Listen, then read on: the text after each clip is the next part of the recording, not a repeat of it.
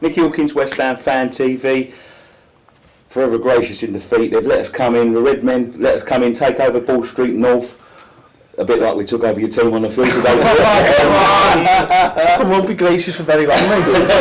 They've even let us put a flag up. We're going to do a pre-post-match pint, so we're just going to have a chat about the game. Where do we start? 2 minutes in about, right, was it? Yeah, 2 minutes, something like that, yeah. Look, what's happened to your boys? Honestly, what has happened? Because we have been awful. What has happened to your boys today? We're just shit. No, honestly don't know. I was wary. I was not like massively confident because it's typical Liverpool to be like, to look at like, oh, haven't we done well? And we played really well against Arsenal, and then we goes, well, what we'll do is we'll get 3 points against West Ham, and then we'll go into the international break, boss, and then basically fuck it up. We've done that years and years and years. We've been doing that, and this is apparently no different. I mean, credit to you guys, because you were the best team. Like. Underestimated us a little bit. Absolutely. Yeah, like we did against Bournemouth and Leicester. Yeah. They go, you see this, isn't it? Piece of Arsenal, piece of piss. Yeah. Do you know what, right? That is what can I say?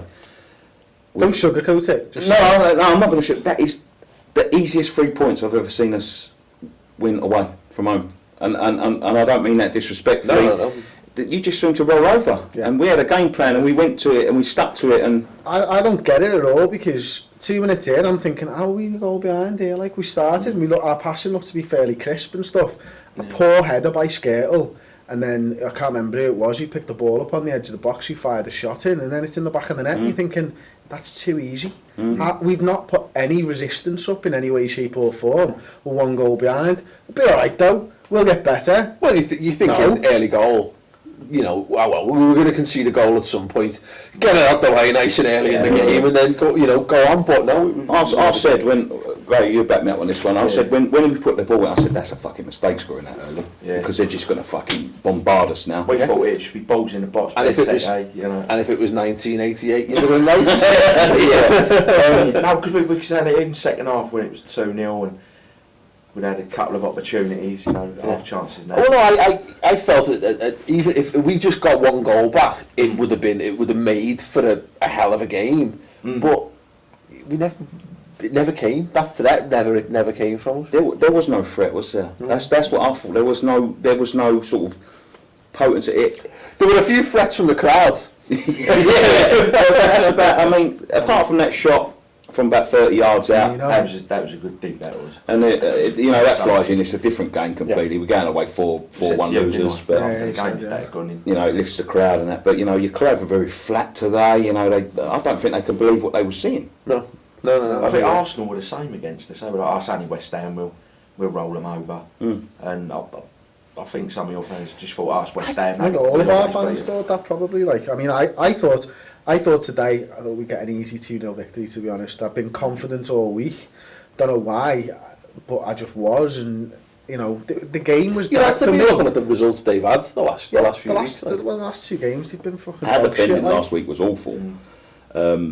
It's Leicester first. Against Leicester, Leicester. Well, first half was awful, and I thought to myself, we come here with sort of like 50% better than that, and we're going to get rolled over 5-6-0 here. You know what I mean? And that's how bad we were. Yeah. But to come here, I mean, a lot of your balls I could see from where I was sitting were coming sort of diagonal towards Tompkins, and we're playing a centre half at right back, and you're hitting them over to the wings for Gomez to run onto, and he was just swallowing them up all day long. Yeah. All day long. I think that's the easiest day he'll have it right back. Yeah, I think so. Yeah. And Teke looked really isolated up front. There was nothing for him.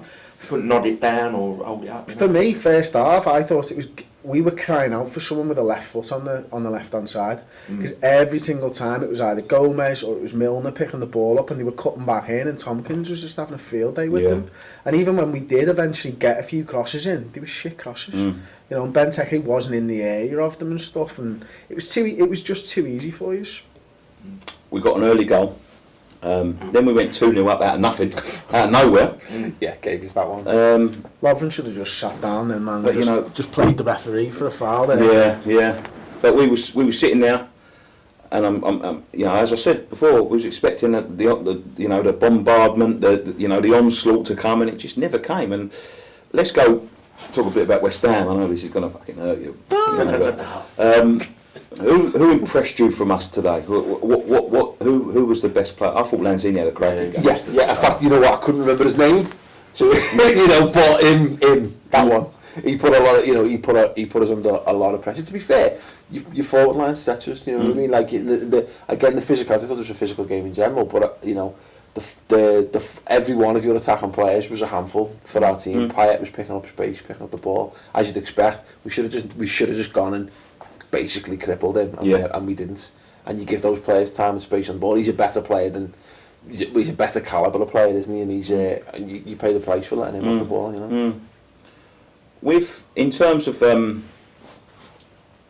your defence today, we've done a player ratings thing, me and Chris, and I've been getting slaughtered for the ratings. Not as bad as Robbie off Arsenal Fan TV though. So that's sort of, I got slaughtered, and you know Gomez a 5. I think he was a 5 today. To be honest, when you said they basically picked the fucking, they got I today, think he's pretty straight on good the spot. for today. I think no, that's the only reason I give Gomez a 5 because I don't give zeros. You know what I mean?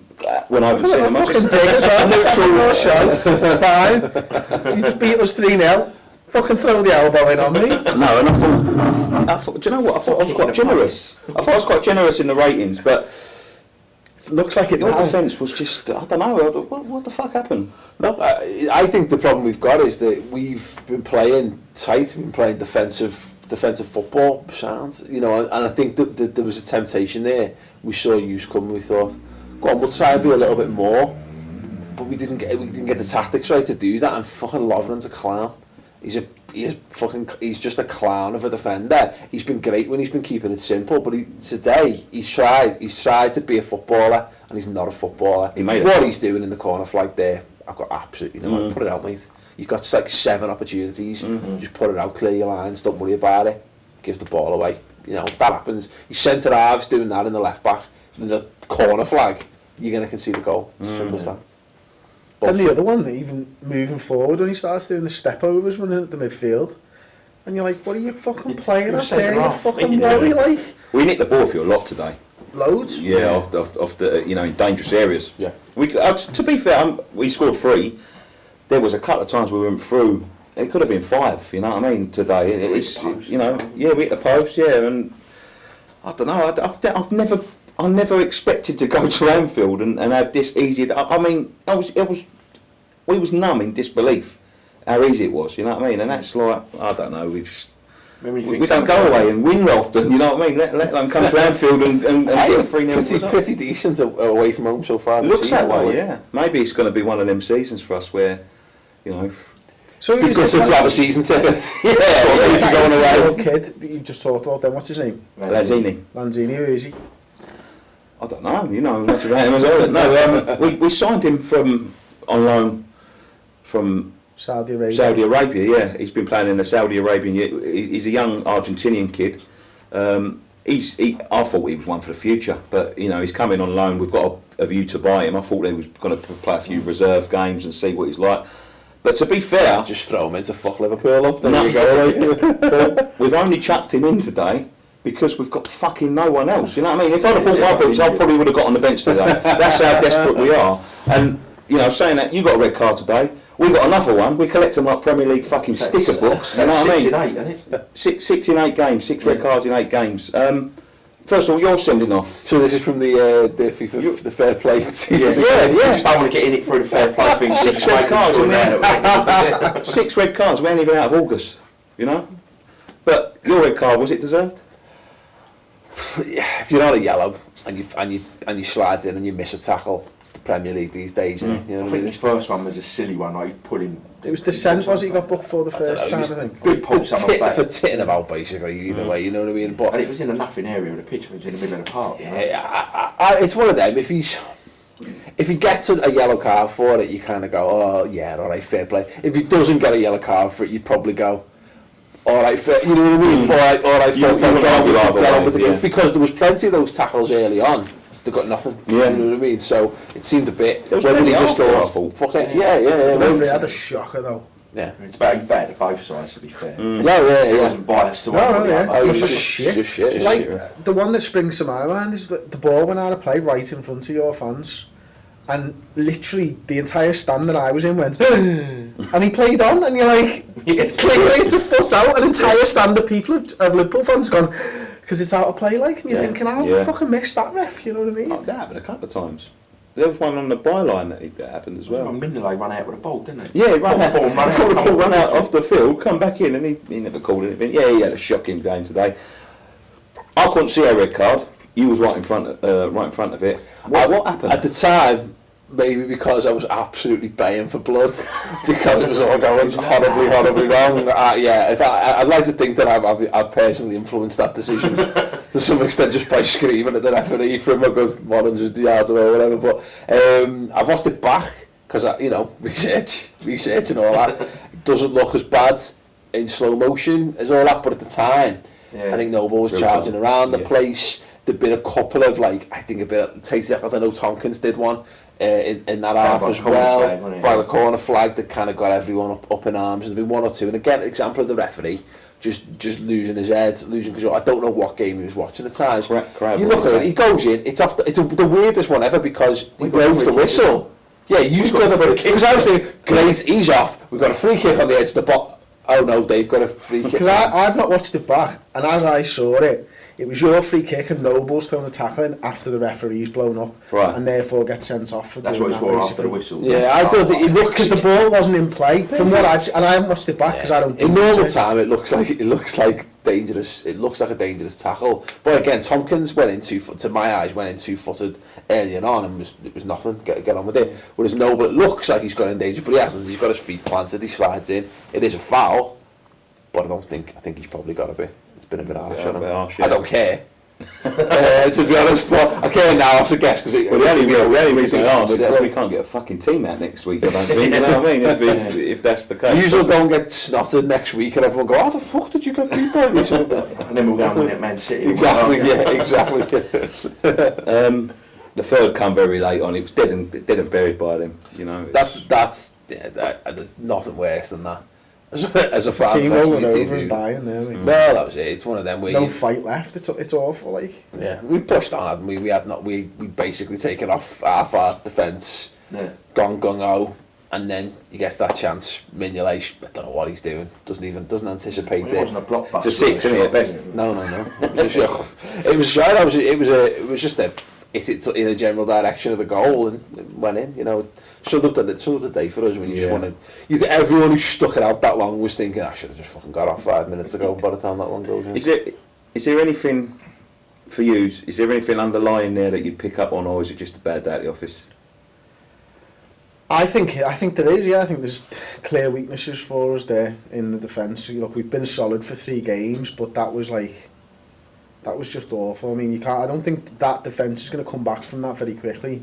But I think the worst thing for us is that Coutinho misses Man United. Yeah. You know, that's a real fucking kick in the teeth there. We're going to Old Trafford in our next game, and basically the one player who is the heartbeat of our team this season is now missing. Like, so that's going to have an effect in itself. But you know, I think we'll probably look to drop Lucas in home games because I don't think he was good enough for us today. It's weird, isn't it? That because we had a defensive midfielder in Lucas, but we didn't need him to be a proper defensive midfielder. We needed someone with a bit of an eye for a pass who could split the fucking lines a little bit and just a little bit of a cleverer pass. And Lucas isn't that guy. You needed someone from the middle bombing in as well, supporting.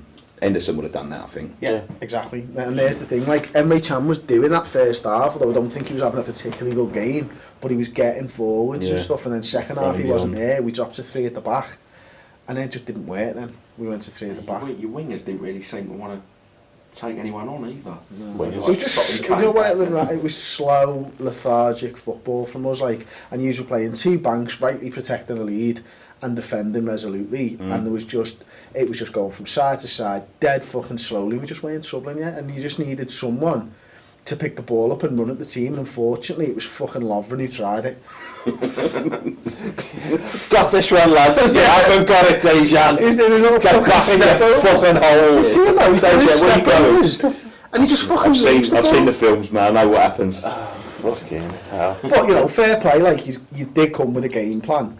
you've got the early goal, that probably changes your game plan a little bit more. You probably then think, all right, we'll sit back a little bit more, like, and...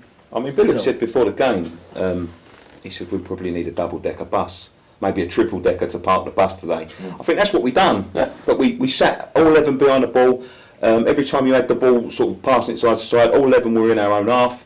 We shut everything down. We was first to every second ball. Yeah, Pace and on you the broke break as well. Pace on the really break, quickly, yeah. didn't you? And you know, and I think Lanzini was the one that was giving us that sort of outlet to. I didn't realise he was that quick to be honest. No, I didn't.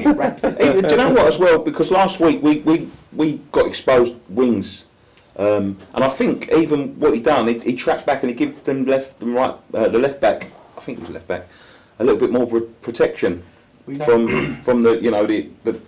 Last week we was just getting fucking bombarded up them sides, you know, and I think he done well. I was really impressed with him today. I'll tell you what I think the difference is between at home and away. Like away, the onus is really on the home side to come and break you down. And when Leicester come and played the similar way against us and Bournemouth, and when we've got to be the team breaking the other ones down. Yeah. Well, it takes magic, and that we didn't have that today. So you need a little moment of something special. Someone just to do something, get half a yard and stick in the top bin, and the guy most likely to do that got fucking sent off because he's a fucking idiot. Like, It's funny that you say that though, Graham, because I was reading a stat somewhere, and I think this is what it was. There was only before this weekend's round the games 5 home wins in the Premier League, because I think everybody's sort of fallen foul of that at the moment. There's a lot of pressure applied by home fans at the moment, and I think a lot of the players just find it easy to go out and express themselves a little bit differently away from home. Like, and even like Chelsea lost today as well, didn't they? Liverpool lose at home as well. I said this to you walking home. No, it's exactly the same as us, relatively speaking. I mean, in terms of like the expectations, again, the expectations are crippling at Liverpool at times. Like, but like the brand of football that you want to play, don't give a shit how you play away from home, because if you travel all that way, you just want to see your team win. Doesn't matter how you do it. You don't care if you go and batter people left, right and centre. If you come away with it, because we went to Stoke, as we said, and didn't care that it was a late fucking cracker and we weren't that good, buzzing walking out the ground. Yeah. At home, that's where you're supposed to have your brand of football, whatever it is, and that's what you've struggled, and we're struggling in exactly the same way, because you can't park the bus at home. Yeah. You just can't. You can't do it. We did last year, though. Unless you're fucking Jose, and then you can do it. I don't know what this sudden fascination with the last few years of playing one up front, or everyone plays one up front there. I don't get the fascination with it. But it's just the way. If everyone does it, then everyone's got to do it. Because if you don't do it, you leave yourself light in midfield by putting an extra man up front, don't you? So you've got to be exceptional. It's like everyone should just say, get together and go, right, is everyone had enough of playing one up front? It's shit, isn't it? Playing one up front is shit. Should we all go back to playing at least 2 up front? Yeah, great sound, no problem. 4-4-2, fucking reigns supreme once again. Like, White Bassett, in it. 4-4-2. Yeah, but that's it. Yeah, it drives me fucking mental, because when it works, it's great. Because, like, you go back to those Chelsea teams, the early Mourinho ones, and you had Cole and Duff and Robin and all that kind of, you know what I mean, getting close to the centre forwards. More often than not, you end up like a David Moyes team, like 4-6-0, and everyone panics and tries to defend. Right, final words, boys. What have you seen from West Ham today? What would you expect us to do now? Do you know what I mean? Yeah, basically what you've done. Because if you do that away from home against everyone, we'll fucking win every game. Well, but you'll be good. You'll be fine. You know what I mean? Because that's if you can win your away games. That's half the battle won. You know what I mean? That's what teams that's what turns struggling teams into teams that thrive, basically, is picking up as many points away from home. And if you've just gone and done that, you've just gone and picked up 6 points from the Emirates and Anfield. 2 games we wouldn't have, we was like that. The thing is, with games like Arsenal, Liverpool away, you go, we get something there, all well and good, but normally they're far away games, you're like, that's in the game. The trick's going to come though, is it's Bilic's mentality. Does he get fucking belly fucking big bollocks when you're playing away from home at someone you should be beating? And is he got it within him to go, now we're just going to stick to that, we're just going to let them come at us, we're going to soak it up, we're going to counter attack, and we're going to keep doing that, because that's where I think you might fall down, because you go into now we've got it to do these, and you'll do it and you'll get killed by someone, and then how do you bounce back bounce back from that, you know. And for me, what I've seen is that like you've struggled with fucking suspensions and injuries and selling players that were in your team last week and stuff, and there's a real sort of willingness for the other people to step up and fight for the fucking place, and just because of that, you know that there's a good mentality in the squad. Don't you? You know, if that young kid's coming in, he wants to fucking fight for his place, he wants to be a name on the team sheet. That's good going forwards for you. Yeah. And you've got Andy Carroll to come back as well. He might be in the squad today. Yeah. So you basically, what you do is you'll get a little bit out of him, and then he'll get injured again. And then he'll come back just in time to hit form with about a month of the season left to go, and you'll be like, if he stays fit for the full season, what a player. And then he'll get injured again in the summer. Euros first, and then he'll get injured. He ain't going to know you. Is he fuck? Royston's got a sheet of teams that he has to visit, and West Ham are on the back, and I think he forgets to flip it over. I'm West Ham in it. I don't know, fucking Mark Noble's got like that random call up. He's got Scott Parker call up written all over him, hasn't he? Like, you know. I don't think so, not with Roy. He just doesn't like him. He's had chances. Last England squad, he had chances and chances to call him out. People were getting injured left, right, and centre. He calls up Ryan Mason. If that's the case, then you're never getting in the England squad. Don't play for fucking Ireland, Mark. He's eligible. Anyway, boys, thank you so much for joining us today. Thanks for inviting us down here. We've had a great day, to be quite honest with you. Yeah, I'm sure you have your picks. Lovely fish and chips from out the road. Yeah. This is the highlights of my day. And we'll join you on your final word, and if you can go over to the RedMen TV channel, subscribe to them, and check out us on their final word. Thanks very much. Come on, your ones.